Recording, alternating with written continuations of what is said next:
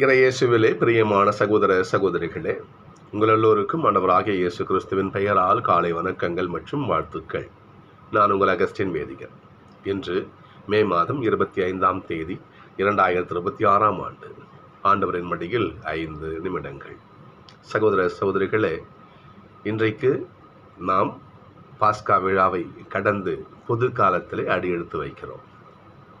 நேற்றோடு பாஸ்கா காலம் நிறைவு பெற்றது. இன்றைக்கு பொது காலத்துடைய முதல் நாளில் இருக்கிறோம். இன்றைக்கு ஆண்டவரை இயேசு கொடுக்கின்ற மிக பெரும் செய்தி, ஊசியின் காதில் ஒட்டகம் நுழைந்தால் நுழைந்து விடும், பணக்காரன் விண்ணரசிலே பிரவேசிக்க முடியாது, நுழைய முடியாது. எருசலேம் நகரை சுற்றிலும் அந்த கோட்டை சுவர்கள் கட்டி வச்சிருந்தாங்களே, கட்டி இருந்துச்சு.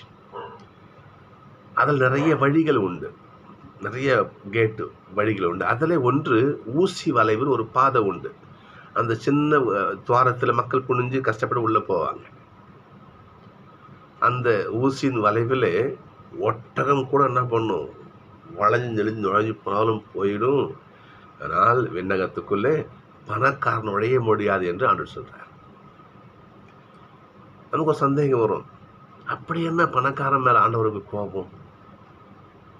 பணம் வச்சிருக்க கூடாதா, பணக்காரனாக இருக்கக்கூடாதா, தப்பா என்று நம்ம யோசனை நமக்கு வரலாம். ஏசப்பாவுக்கு பணக்காரங்களை பிடிக்காமல் இருப்பது கிடையாது. பணக்காரங்க ஏசப்பாவுக்கு எதிரி கிடையாது.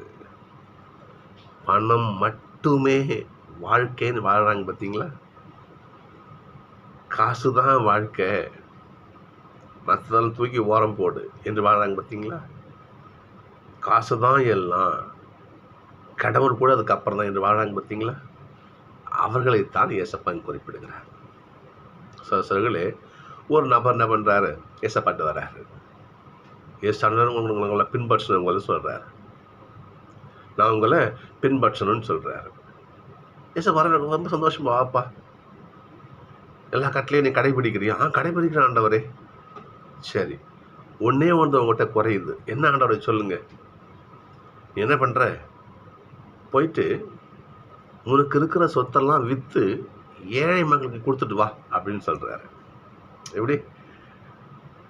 உனக்கு இருக்கிற சொத்துக்களை எல்லாம் விற்று ஏழை மக்களுக்கு கொடுத்துட்டு வான்னு சபை சொல்கிறாரு.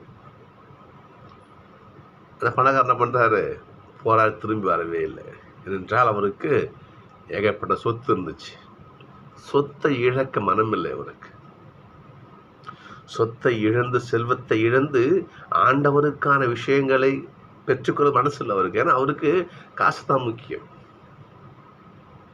ஏசப்பாடைய வார்த்தை, அழிந்து போகும் செல்வத்தை கொடுத்து அழியாத செல்வத்தை வாங்கி ஏசப்பாடைய வார்த்தை. அது அவருக்கு விருப்பம் கிடையாது. பவுல் சொல்லுவார், என்னுடைய ஏசப்பாவை தவிர மற்றெல்லாம் குப்பன் பவுல் சொல்லுவார். அந்த எண்ணம் அவருக்கு கிடையாது. புரியுதுங்களா? ஆண்டவராம் இயேசு கிறிஸ்துவை பற்றிய அறிவை ஒப்பற்ற செல்வம்னு பவுல் வாழ்ந்தார். அந்த எண்ணம் அவருக்கு கிடையாது. அப்படி செல்வம் மட்டுமே குறிக்கோளென வாழ்கின்ற அப்படிப்பட்ட செல்வந்தர்களை கடவுள் இன்றைக்கு வெறுக்கிறார். அவர்கள் இறையாட்சிக்குட்பொழுது கஷ்டம், நுழைய முடியாது என்று அவர்களை ஆண்டவர் வெறுத்துவது. இதுதான் தவிர பணக்காரங்களை இயேசு பிடிக்காத கிடையாது. சக்கை பணக்காரர் தானே, ஏசப்பா அங்கே போனாரு இல்லையா? மனம் மாறிய பணக்காரன் சக்கை. ஆண்டவரே, நான் யாரையாவது ஏமாத்தி நான் சம்பாதிச்சிருந்தேன்னா 4 மடங்கா கொடுத்துடுறேன், என் சொத்துல பாதி ஏழை கொடுத்துடுறேன் என்று சொல்கிறார். எங்கே செல்வம் 2ஆம் பட்சம் ஆகிறதோ, ஆண்டவர் இன்னைக்கு இந்த வீட்டுக்கு நிற்பு உண்டாயிட்டுன்னு சொல்லுவார். அங்கே வீட்டுக்கு போய் சாப்பிடுவார் போயிட்டு. எங்கே செல்வம் 2ஆம் பட்சம் ஆகி கடவுள் அங்கே முதல் ஆளாக திகழாரோ, ஆண்டவர் அங்கே போகிறாரியா? மற்ற பணக்காரர் தானே, வரி வாங்கவர் தானே, எஸ்பவர் அழைத்தார். ஆக பணக்காரங்களுக்கு கடவுள் எதிரி கிடையாது. பணம் மட்டும்தான் வாழ்க்கையில் வாழாங்க பார்த்தீங்களா? அவர்கள் ஏசப்பா கரத்தை பற்ற முடியாது. நாம் எப்படி சிந்திச்சு பார்ப்போம், நமக்கு பணம் மட்டும்தான் முக்கியமா,